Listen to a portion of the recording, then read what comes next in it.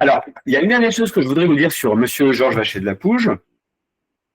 C'est que ce monsieur, donc, c'est le créateur de la chaire d'ethnologie, donc celui qui produit des cours sur l'hygiénisme, la théorie des races, etc. Mais il a une autre caractéristique, c'est qu'il fait partie des gens qui sont, avec Jules Guesde et d'autres, à l'origine de la création de la SFIO, la section française de l'Internationale ouvrière. Alors Georges Vacher de la Pouge ne va pas rester dans la gauche. Il va ensuite se déplacer vers l'extrême droite. Hein. Quand on publie des livres comme ça paraît naturel. Mais il est quand même là au début. Donc, il y a quelque chose d'intéressant, et c'est ça qu'on va voir maintenant. Comment, dans la critique de l'économie et du nouveau système social qui s'installe après la Révolution française, une partie de la gauche va développer une forme d'antisémitisme qui est importante et toujours agissante aujourd'hui, qui est l'antisémitisme économique. Alors, avant de vous parler de ce livre que dont j'ai mis la première de couverture, de Alphonse Toussenel, qui est un journaliste socialiste utopiste du début du 19e, il fait partie vraiment des pères de la gauche, en fait, hein, les pères du socialisme. Donc, il publie ce livre qui s'appelle « Les Juifs rois de l'époque, histoire de la féodalité financière ». On va regarder un extrait juste après. Il faut que je pose un peu un décor. C'est que, à la Révolution française, voilà, on a des bouleversements importants dans la société.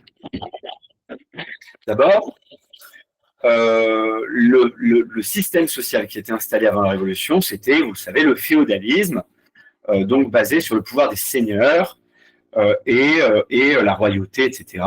Et il est remplacé par un nouveau système social qui s'appelle le capitalisme, qui se base sur la propriété privée des moyens de production.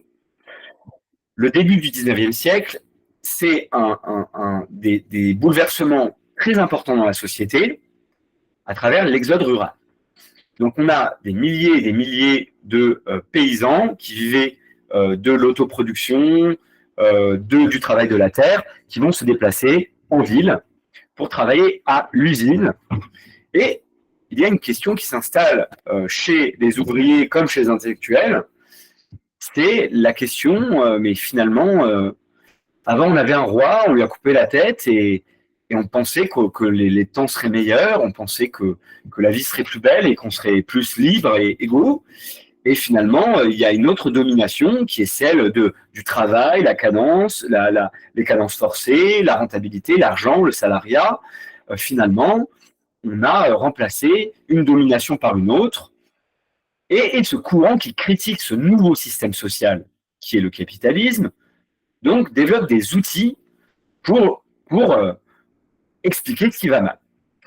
Et Toussenel, avec d'autres, fait partie de ces gens-là qui réfléchissent à c'est quoi les nouveaux problèmes que pose la société capitaliste après avoir aboli la monarchie. Donc, je vais revenir sur l'analyse globale, mais avant, je vais vous proposer des extraits de textes qu'on va lire ensemble. Donc, le premier, c'est un extrait choisi de Alphonse Toussenel, Les Juifs rois de l'époque, histoire de la féodalité financière. Donc, le livre est publié en 1845, c'est un extrait choisi, mais ça va me permettre de vous faire comprendre qu'est-ce que ça veut dire, les Juifs rois de l'époque, et comment les Juifs sont traités par ceux qui critiquent le capitalisme au 19e. Tous les liseurs de Bible, qu'on les appelle juifs ou genevois, hollandais, anglais, américains, ont dû trouver écrit dans leur livre de prière que Dieu avait concédé aux serviteurs de sa loi le monopole de l'exploitation du globe. Car tous ces peuples mercantiles apportent, dans l'art de rançonner le genre humain, la même ferveur de fanatisme religieux. C'est pourquoi je comprends les persécutions que les Romains, les chrétiens et les Mahométans ont fait subir aux Juifs. La répulsion universelle que le Juif a inspirée si longtemps n'était que la juste punition de son implacable orgueil et nos mépris, les représailles légitimes de la haine qu'il semblait porter au reste de l'humanité. Alors, vous vous rappelez, dans la première conférence, j'ai insisté, quand on a lu Saint Paul, les Juifs ennemis du genre humain. Donc, vous voyez qu'on est 19 siècles plus tard, 18 siècles plus tard, on en est toujours au même stade, finalement. la répulsion universelle que le juif a inspirée n'était que la juste punition, non mépris, les représailles légitimes de la haine qui semblait porter au reste de l'humanité. Alors vous avez remarqué en lisant ce passage qu'il y a quelque chose de paradoxal. Kuznel, les socialistes, il a un côté anticlérical. Il dit finalement, tous les liseurs de Bible, c'est la même ferveur de fanatisme religieux. Et pourtant, il pense dans les mêmes catégories que l'antijudaïsme.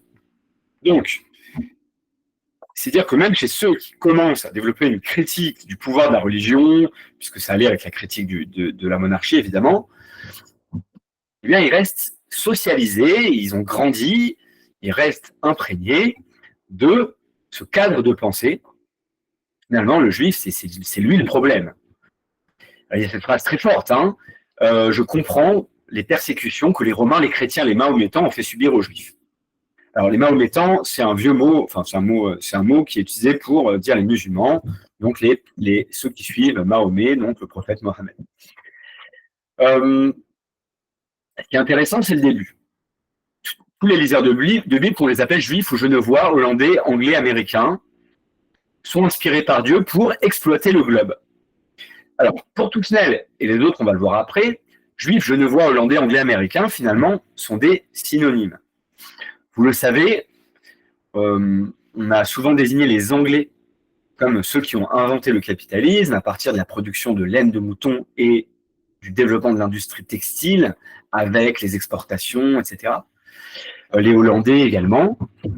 Et donc, ce que Kuznel appelle les Juifs, c'est les capitalistes. Puisque les Juifs ont un rapport particulier à l'argent, ils ont tué Jésus, ils ont fait le pré-intérêt, etc., etc. Et puisqu'on a remplacé le temps du roi par le temps de l'argent roi, eh bien finalement, les Juifs, c'est ceux qui manipulent l'argent, ce sont les capitalistes.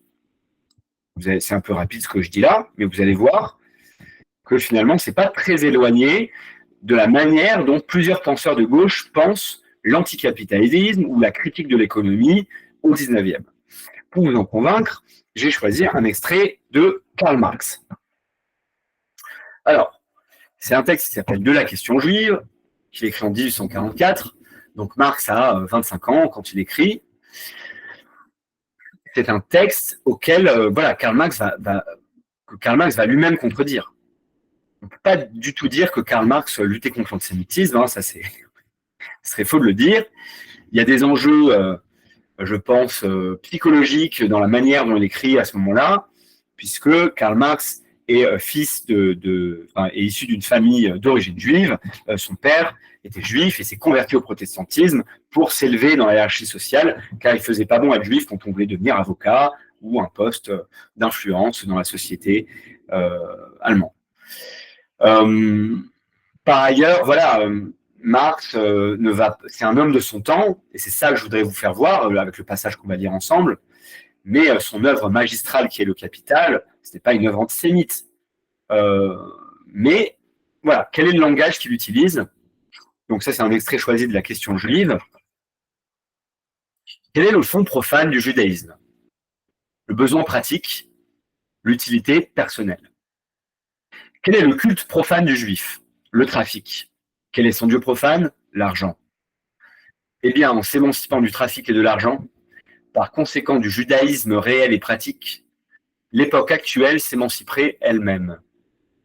Une organisation de la société qui supprimerait les conditions nécessaires du trafic, et par suite la possibilité du trafic, rendrait le juif impossible. Donc, vous voyez que dans le langage qu'a Marx ici, il y a vraiment un signe égal qui est dessiné entre judaïsme, marchandises, trafic, argent. Bon, voilà, c'est quelque chose qu'on va retrouver un peu partout. Oui, ce que je n'ai pas dit sur les aspects psychologiques de Karl Marx, c'est que Karl Marx est attaqué en tant que juif par ses détracteurs. Donc, il a une espèce de réponse comme ça, à dire « Non, attendez, moi aussi, je critique les juifs comme vous autres. » On peut le voir notamment à travers son grand concurrent qui est Mikhail Bakounine. Hein. Donc, voilà, Marx qui va être dans les pères du communisme, qui est opposé à Bakounine, qui est de l'école des anti-autoritaires et qui attaque virulemment Marx dans ce texte sur l'étude sur les juifs allemands. Je lis: les juifs ont un pied dans la banque et l'autre dans le mouvement socialiste. Eh bien, tout ce monde juif formant une secte exploitante, un peuple sensu, un unique parasite dévorant, étroitement et intimement organisé, non seulement à travers les frontières des États, mais encore à travers toutes les différences des opinions politiques. Le monde juif est aujourd'hui en grande partie à la disposition de Marx d'un côté et de Rothschild de l'autre. Je sais que les Rothschild, tout réactionnaires qu'ils sont, qu'ils doivent être, apprécient beaucoup les mérites du communiste Marx. Qu'à son tour, le communiste Marx se sent invinciblement entraîné par un attrait instinctif et une admiration respectueuse vers le génie financier des Rothschild. La solidarité juive, cette solidarité si puissante qui s'est maintenue à travers toute l'histoire, les unit. Donc, vous voyez dans ce texte des accusations absolument délirantes. Marx, communiste, est accusé d'être lié à Rothschild, donc famille de la finance, et finalement qu'ils défendent leurs intérêts en tant que juifs. Alors, pareil, on peut expliquer cette attaque au ras des pâquerettes de Bakounine sur Marx par une espèce de rivalité dans le leadership des mouvements finalement sociaux de l'époque. Mais il y a quelque chose, voilà, Bakounine pense aussi dans les catégories de l'époque. On retrouve cette idée de solidarité juive, cette solidarité, on aimerait bien qu'elle existe par ailleurs, mais l'idée que finalement les Juifs forment un groupe à part dans la société qui a ses propres intérêts. Bon, on pourrait, franchement, tout le monde a écrit des choses comme ça. Je vais vous donner un dernier texte de Pierre-Joseph Proudhon, donc un des pères de l'anarchisme. Hein, on lui attribue... voilà, c'est un penseur important pour les anarchistes. Une critique virulente de la propriété privée, la propriété c'est de vol, voilà, c'est ses formules à lui. Qui par ailleurs était un misogyne obsessionnel, mais aussi un antisémite, il n'y a aucun doute là-dessus. À la différence des autres, où on trouve d'autres langages sur les juifs, chez Proudhon, on n'a que l'antisémitisme. Alors, il y a deux dates, puisqu'il est publié en 58, mais en fait, c'est carnet. Donc c'est un peu, vous allez voir, c'est un peu sa to-do list qu'il écrit, donc en décembre 1847. Je vous lis, donc vous allez voir, c'est un peu sa to-do list. Juif. Faire un article contre cette race qui envenime tout, en se fourrant partout, sans jamais se fondre avec aucun peuple. Demander son expulsion de France, à l'exception des individus mariés avec des Françaises.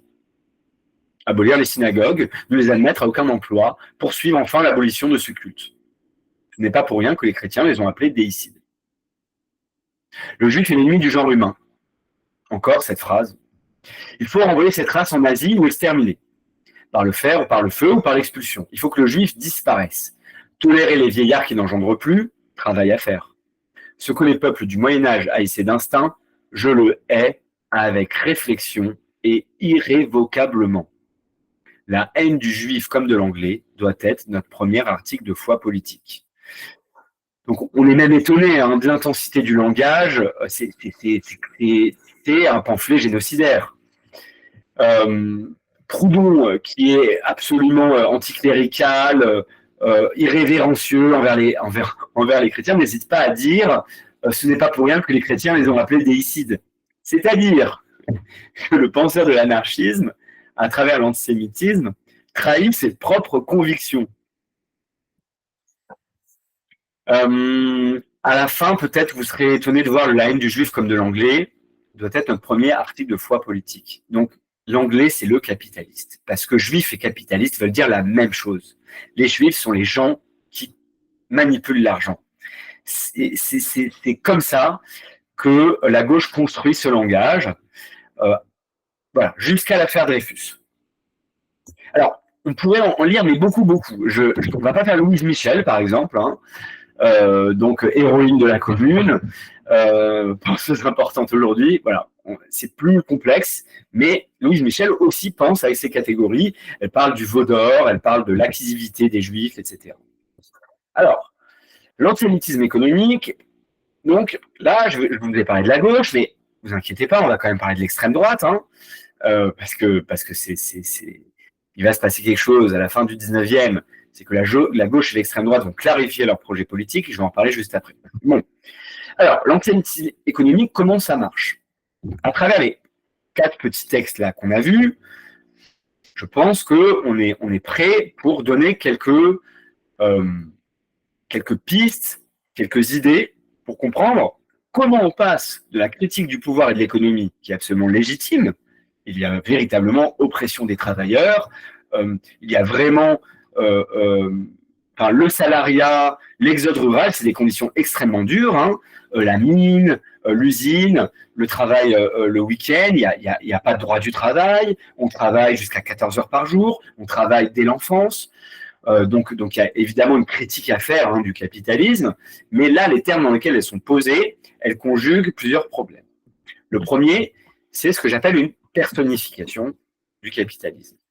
C'est-à-dire, on n'est plus dans la critique d'un système social, les relations, le travail basé sur la propriété privée, l'argent comme médiation pour accéder aux biens de première nécessité, la marchandise, la valeur, la répartition de la valeur, comment sont répartis les gains de l'entreprise entre les actionnaires, le patron, les salariés. On n'est pas dans la critique de ça. On est dans la personnification, c'est-à-dire on dit finalement, le problème, c'est des personnes, c'est des individus. Alors, personnifier le capitalisme, ce n'est pas nécessairement antisémite. Quand on dit, par exemple, tout ça, c'est la faute de Dassault ou de Bernard Arnault, on n'est pas dans l'antisémitisme, ça ne vise pas des juifs. Mais la personnification du capitalisme, c'est déjà une vision simpliste de la critique de l'économie, mais elle peut facilement dériver vers la critique antisémite lorsqu'elle rentre en collusion avec les préjugés issus de l'antijudaïsme chrétien. Puisque le capitalisme a été créé et qu'il favorise les gens qui ont du capital, qui a du capital, qui est prédéterminé, qui a des prédispositions à manier l'argent, eh bien, c'est les juifs. Donc, si la personnification du capitalisme n'est pas antisémite en soi, elle est une pente vers l'antisémitisme.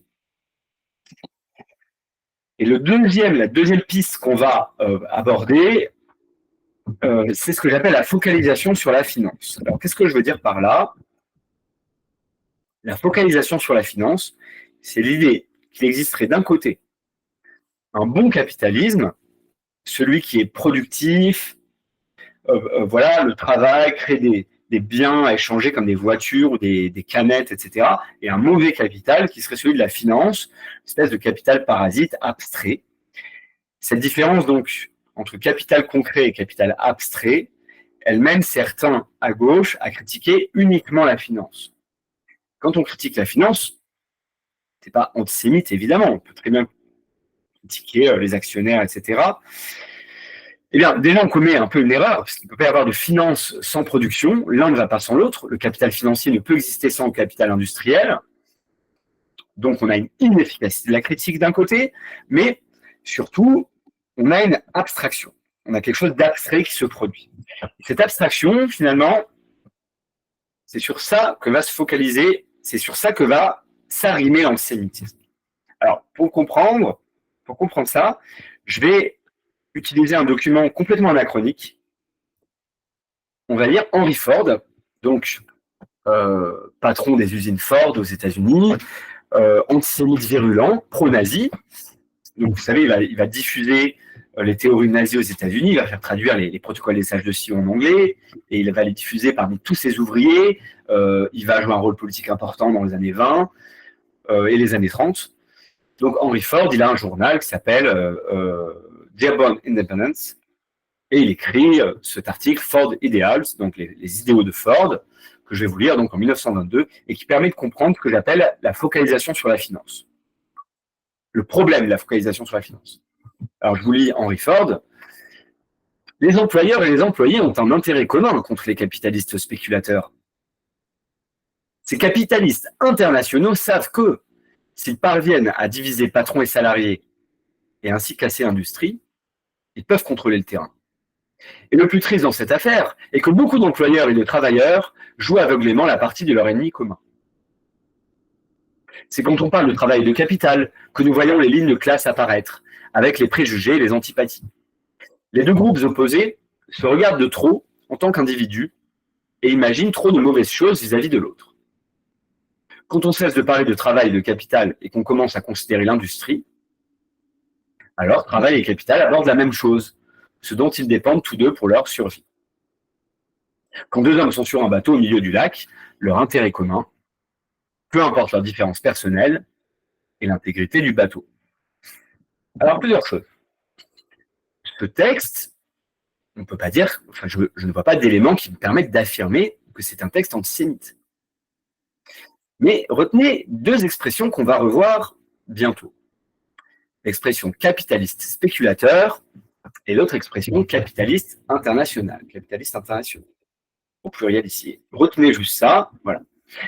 Ce que je voulais vous montrer à travers ce texte, c'est l'arnaque de Henry Ford. Henry Ford, donc, est richissime, millionnaire, sûrement, peut-être milliardaire, je ne sais pas. Il dit à ses employés, finalement, écoutez, on est dans le même bateau, vous et moi, on a un même intérêt, et moi, je suis anticapitaliste. Moi, je fabrique, je crée du travail, je propose des biens concrets, matériels. En fait, on est ensemble contre la finance, contre ces capitalistes internationaux, contre les capitalistes spéculateurs. Donc, et il dit finalement, il ne faut pas parler de classe, il ne faut pas parler d'opposition de travailleurs et de patrons. Le vrai clivage, il est entre nous, travailleurs et patrons, contre la finance internationale. Donc, Henry Ford, il s'affirme, alors pas dans ce texte, mais dans d'autres, il s'affirme anticapitaliste. Il le dit. On peut se poser la question, et une question importante d'ailleurs, quelle est la différence entre un anticapitalisme de gauche et un anticapitalisme de droite, voire d'extrême droite? Puisque l'extrême droite aussi critique, qu'elle soit monarchiste, elle veut le retour du féodalisme, ou qu'elle soit anti-républicaine tout simplement, elle veut aussi, elle critique aussi le capitalisme. Et donc, c'est ça que j'appelle la focalisation sur la finance, qui n'est pas antisémite en soi, mais qui veut le devenir, puisqu'elle désigne cette internationale spéculatrice, ces cosmopolites, ces étrangers à l'usine, mais ça peut être des étrangers internationaux aussi. Ce sont ceux-là les vrais problèmes, ceux qui manient les biens abstraits, l'argent, etc. Voilà. Là, on est sous Pétain. Donc, il y a cette carte postale qui est diffusée partout en France. Donc là, clairement, on est dans l'anticapitalisme d'extrême droite. On a le juif. Donc, on est sur une caricature du type juif monde, donc le juif qui avec ses serres et son bec d'oiseau. Vous vous rappelez le drôle d'oiseau qu'on avait analysé la dernière fois. Je pense que c'est un rapport, c'est une hypothèse, je n'en suis pas certain, mais je pense que c'est un rapport. Bref, donc il enserre le monde de ses griffes et de ses serres, et il y a ces statistiques, à mon avis peu vérifiées. Les juifs détiennent les 2/3 des richesses mondiales. Sur 100 juifs, 80 capitalistes, sur 100 000 Français, 1 capitaliste. Donc là, on est chez Vichy, donc il y a cette idée-là, finalement. Vous le savez, le nazisme, le pétainisme, ce sont des régimes politiques qui font la promotion de l'industrie, de la production industrielle, etc. Et pourtant, ils ont quand même ce discours qui dit le problème, c'est la finance, c'est les actionnaires, c'est les capitalistes, c'est la finance abstraite. C'est exactement la même chose qu'on voit ici. Donc là, on est vraiment dans la caricature nazie des années 40. Donc c'est le travailleur qui engrosse le juif. Le juif s'engrossit sur la misère des travailleurs. Donc là, on est sur la caricature du type ogre, le juif qui se nourrit. On l'a vu, je pense, déjà peut-être du sang des travailleurs. Ici, c'est de la sueur, mais c'est la même idée. Voilà, on va le revoir ensuite en Russie, en Russie monarchiste. Donc le juif capitaliste passe les honnêtes travailleurs à la moulonnette juive pour les transformer en argent. Voilà, c'est cette idée. Je reviens aux années 1880. Il y a une crise en France qu'on va appeler la crise boulangiste. Donc, les années 1880, c'est un moment de crise économique, mais aussi sociale, puisque la France est en guerre avec la Prusse. Vous savez, il y a la Commune de Paris, donc ce grand soulèvement à Paris. Bon, je ne vais pas détailler la Commune ici, pardon. En tout cas, vous avez le général Boulanger, qui est une figure de l'armée et qui est très populaire dans les milieux ouvriers, mais aussi dans les milieux monarchistes. Alors, l'historien Z.F. Sternel, qui est très contesté sur cette théorie-là, parle du premier élément de fascisme en France. Bon, moi, je n'ai pas d'avis particulier. La plupart des historiens le contestent en disant que le fascisme naît d'après la Première Guerre mondiale. Mais ce qui est intéressant quand même avec la crise boulangiste, et dans l'idée de Sternel, c'est l'idée que Boulanger, finalement, il arrive à allier deux courants politiques qui devraient naturellement se détester. C'est le mouvement anarchiste, qui était puissant à la fin du 19e, contrairement à aujourd'hui, et le mouvement monarchiste.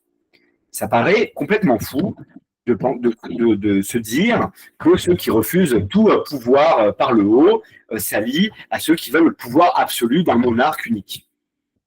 Et pourtant, c'est la prouesse que fait Boulanger en ayant des mesures qui sont très populaires, notamment le refus de la vente de la conscription, c'est-à-dire que tous les appelés pour la guerre doivent aller au front, et qu'avant qu'ils proposent ça, en fait, on pouvait acheter, quand on avait plein d'argent, on pouvait acheter la conscription, c'est-à-dire envoyer quelqu'un à sa place. Il y a d'autres mesures, bon, c'est un peu anachronique, mais qu'on pourrait dire populistes, mais par exemple, il veut autoriser le port de la barbe à l'armée. Apparemment, c'est une mesure très populaire à l'époque. Mais il promet aussi des choses importantes pour le peuple. C'est des matelas pour les soldats. Et en même temps, il fait l'apologie de la patrie, donc la glorification de la France face à la Prusse. Et c'est ce qui plaît aux patriotes et aux monarchistes. Et Boulanger, finalement, arrive à créer une synthèse qui se manifeste à plusieurs endroits.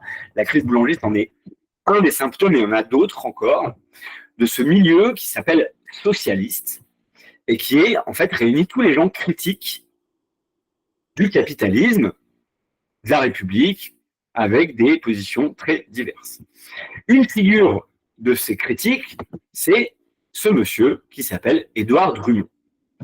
Alors, il est journaliste, et il va se faire connaître à la publication de ce livre qui s'appelle « La France juive ». Alors, la France juive, qu'est-ce que c'est? Donc, c'est un livre qui sort en 1886. Qu'est-ce qu'on y voit? On y voit Édouard Drumont qui se caricature lui-même.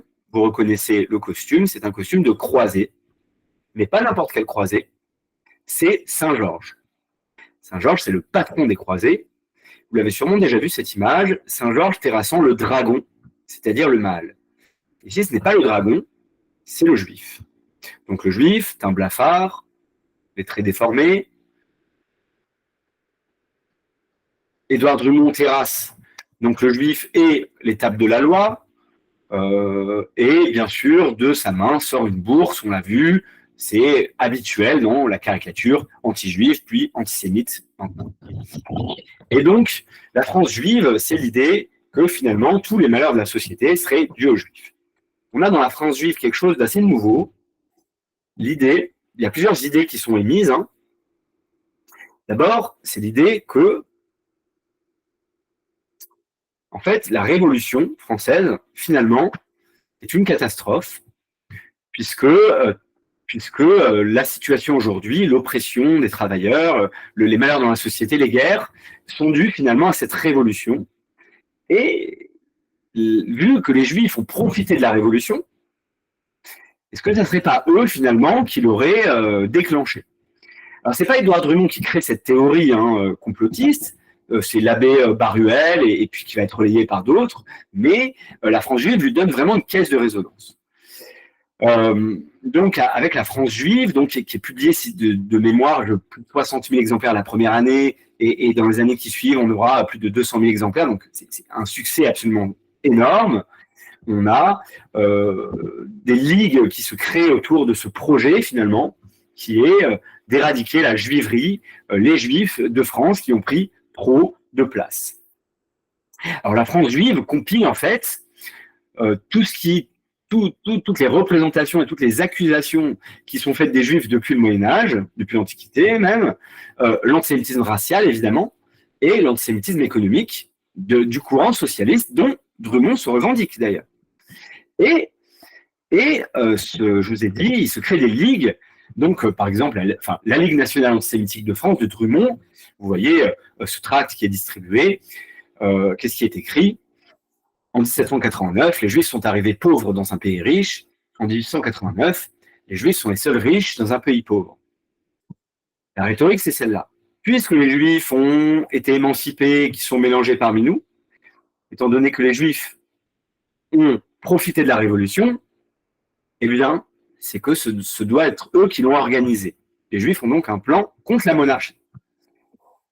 Bon, Drummond fait partie de cette future extrême droite monarchiste qui veut le retour du roi, mais il n'est pas le seul, puisque partout en Europe et ailleurs, on a des bébés de la France juive qui se créent, donc la Russie juive, l'Angleterre juive, l'Autriche juive, et même l'Algérie juive, donc c'est l'Algérie coloniale, puisque la bande à Drummond sera élue massivement dans les préfectures et les municipalités, à Oran, plusieurs endroits en Algérie. Le moment où les idées de Drummond prennent vraiment de la place, c'est avec la libre parole. Alors, non, c'est avec la France juive d'abord, mais qui propulse aussi la libre parole, donc qui est un journal dont Édouard Drummond est le directeur. Alors voilà, on va s'arrêter 2 minutes sur la libre parole. On arrive, vous le sentez, on va bientôt parler de l'affaire Dreyfus. Alors bon, ce numéro-là, il est de 1898, donc on est au moment du deuxième procès Dreyfus. Et bon, je vais en parler juste après de Dreyfus. Qu'est-ce qu'on a?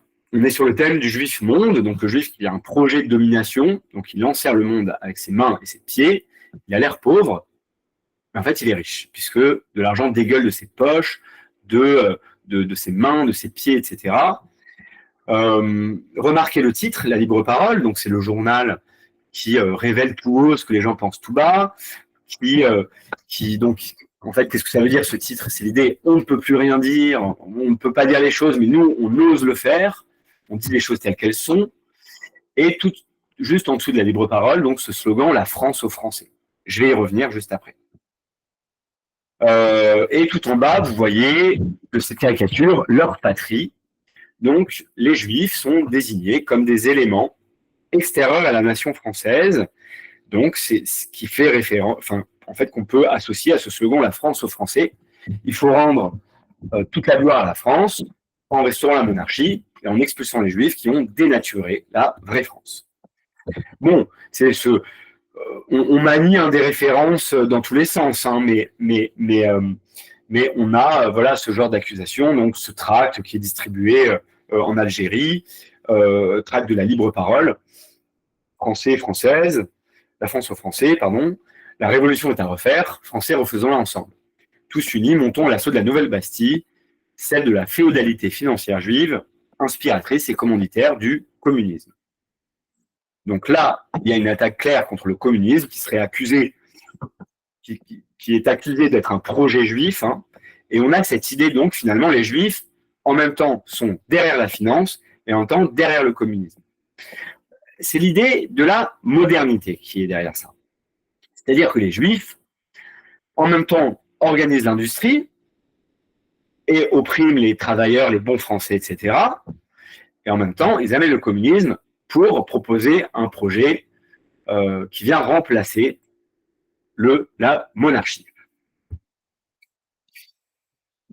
Donc Drummond, ça c'est un dessin où il se rêve élu municipal, mais il faut savoir que la Ligue antisémitique va constituer un groupe parlementaire à la fin des années 1890, puisqu'on aura 28 députés du groupe antisémite, c'est comme ça qu'il se prénomme, le groupe parlementaire antisémite, à l'Assemblée nationale.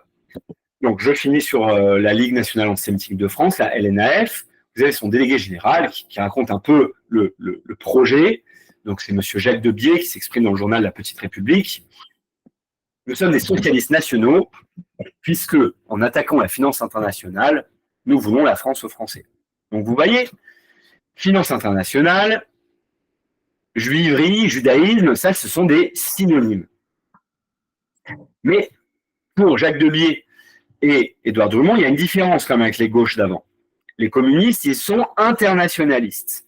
On va les appeler les socialistes internationalistes. Et eux sont des socialistes nationaux. C'est pour ça qu'ils veulent la France aux Français.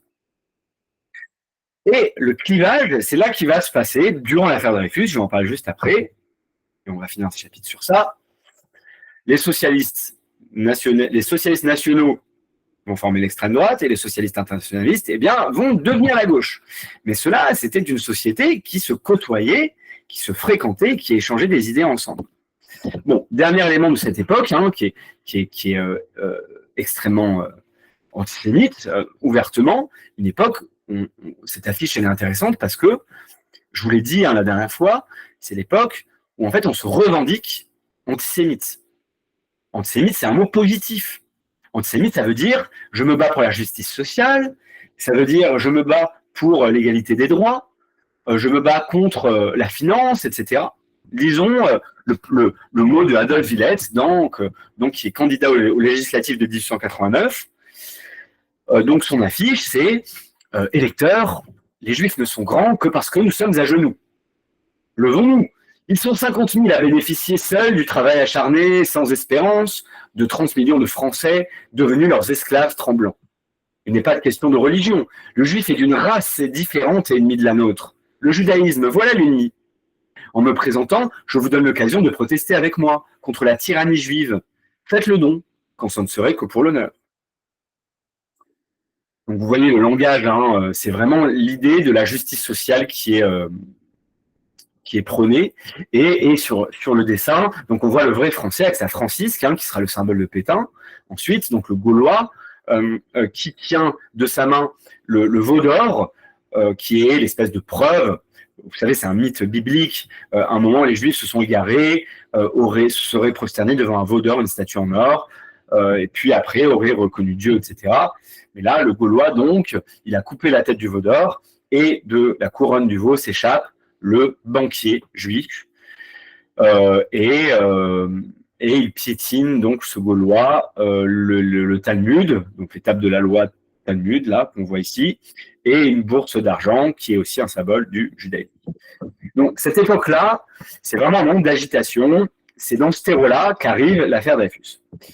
Donc, vous savez, cette affaire, je vais pas la raconter en détail, je vais juste vous remémorer vos souvenirs. Donc, c'est un capitaine de l'armée française qui est accusé d'être un espion à la solde de l'Allemagne.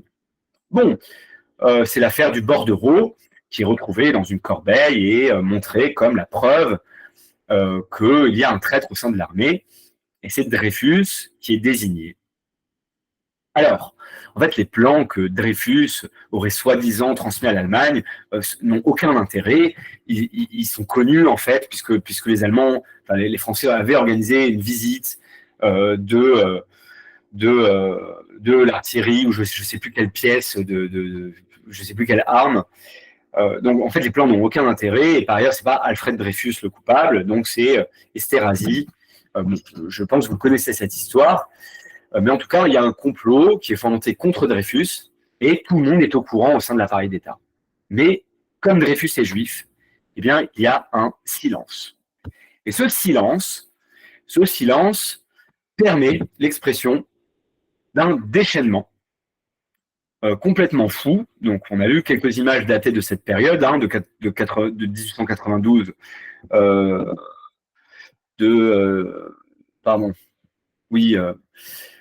non, j'ai plus la date exacte. Bon, là, on est 1895.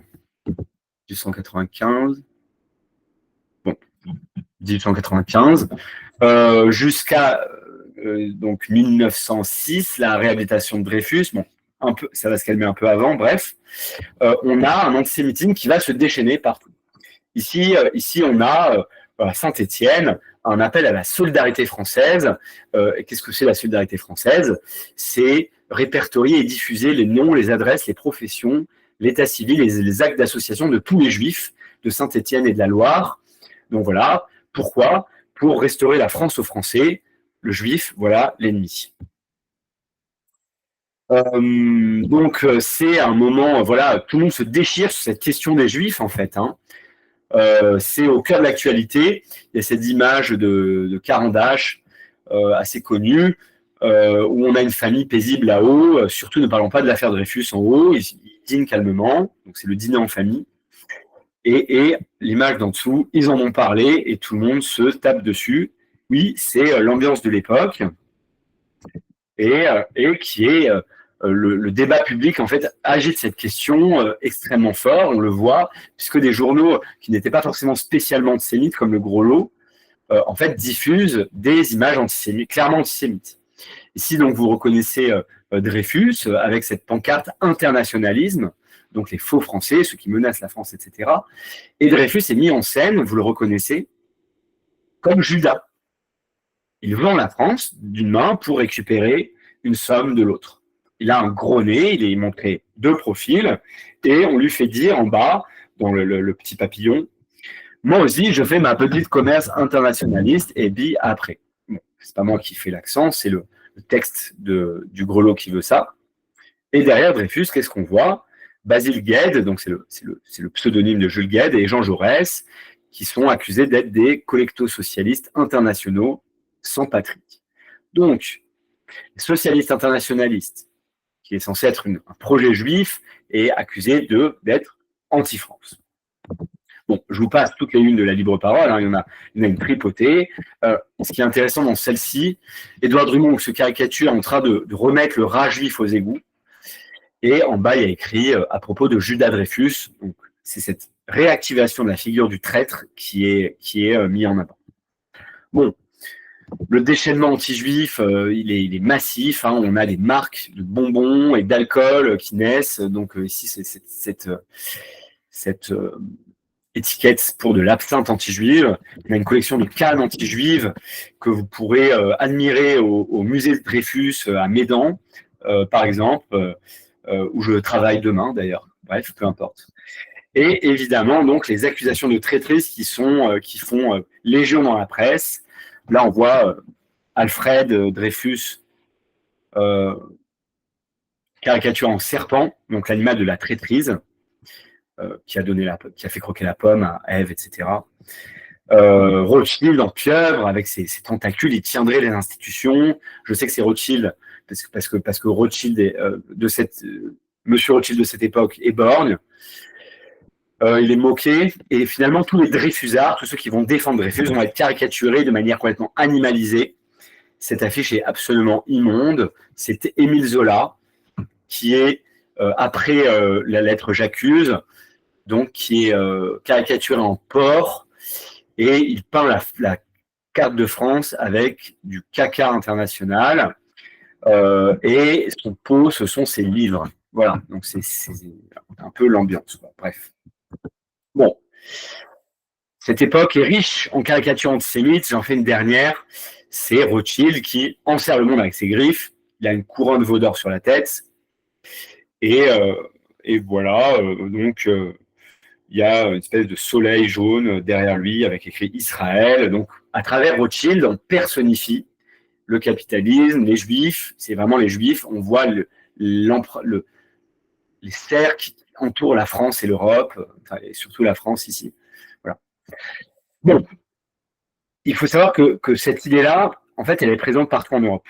On a des affaires Dreyfus, ailleurs qu'en France, des accusations personnifiées sur des individus. Je vais y revenir. Ici, par exemple, on est, je ne sais plus si c'est en Tchéquie ou en Pologne, désolé, mais on a cette idée donc du banquier juif qui déstabilise la monarchie, qui fait tomber la couronne. Bon, voilà. Bon. Je passe l'affaire Dreyfus. Donc, vous savez, Dreyfus, d'abord, après plusieurs procès, une grosse agitation, mais surtout, d'abord, la verve de plusieurs intellectuels et ensuite, le fait que les mouvements syndicalistes révolutionnaires se mettent à aller briser les meetings anti-Dreyfusards. Donc, il y a cette bataille du Tivoli Vauxhall assez connue où la bande Émile Pouget et compagnie vont physiquement affronter les anti-Dreyfusards parce qu'ils réalisent, les gauches réalisent, ce qui va être les gauches réalisent petit à petit que finalement, il y a une différence de nature entre le projet qu'ils portent avec leur socialisme internationaliste et celui des socialistes nationaux. Et la différence de nature, c'est que la gauche veut une société inclusive pour les juifs aussi. Donc, je ne vais pas rentrer dans l'analyse des textes de Jean Jaurès, etc. Je peux vous renvoyer vers des références intéressantes. Enfin, vous les trouvez voilà, chez Philippe Auriol, très bien analysé, par exemple. À un moment, la gauche réalise qu'elle n'a rien à faire avec l'extrême droite et elle naît quelque part, elle clarifie son projet dans l'affaire Dreyfus par l'antiracisme ouvrier. Allez, on va clôturer ce chapitre. On va bientôt avoir toutes les briques pour proposer la définition d'antisémitisme.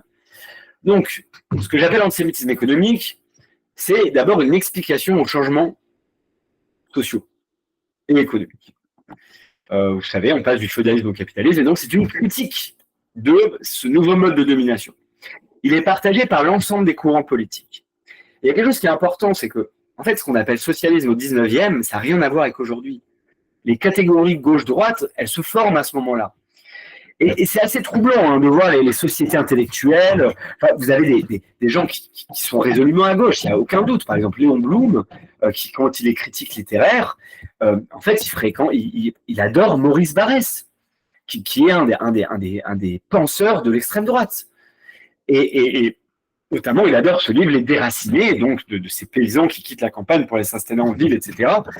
Et donc les socialistes, ça ne veut pas dire la même chose qu'aujourd'hui. Alors aujourd'hui, quand on dit le débat, oui, l'antisémitisme est né dans la gauche, non, il est né dans l'extrême droite, mais en fait, il est né dans les critiques de l'économie et du pouvoir au 19e, mais ces catégories n'étaient pas les mêmes qu'aujourd'hui, elles n'étaient pas stabilisées comme aujourd'hui. Bon, je vous ai dit, les Juifs sont désignés comme l'anti-France. Soit ce sont des éléments extranationaux, internationalistes, la finance internationale, les déracinés, les faux français, soit par des éléments plus raciaux, comme les cosmopolites, ce qui veut dire les sans-mêlés. Et on l'a déjà dit, je ne me répète pas, l'antisémitisme économique, c'est une personnification de la domination. On est dans une critique tronquée du capitalisme, finalement, puisqu'elle réduit sa critique à la finance internationale ou à des familles particulières comme les Rothschild. Voilà. Et vous l'avez compris aussi, on est dans les prémices des théories du complot, l'idée qu'il y aurait un petit groupe qui domine le monde. Cette idée donc de Macron, du fait qu'il ait travaillé pour Rothschild, c'est quelque chose qui va être omniprésent chez les Gilets jaunes. Voilà, on le voit à travers des blocages de la banque Rothschild. On a ici l'action française, donc on a vraiment l'extrême droite pure qui organise un blocage de la banque Rothschild, donc qui en fait, voilà, sa vision pour augmenter le pouvoir d'achat, de baisser le prix à la pompe, du gasoil à la pompe, finalement, c'est d'aller empêcher la banque juive de fonctionner. Donc, on a quelque chose qui se fait là-dedans. Et en dehors de l'extrême droite aussi, en fait. Ceux-là sont des grévistes, des pages jaunes, enfin la société qui a suivi les pages jaunes, je ne sais plus comment ils s'appellent. Finalement, ils sont les vrais Gaulois contre Rothschild.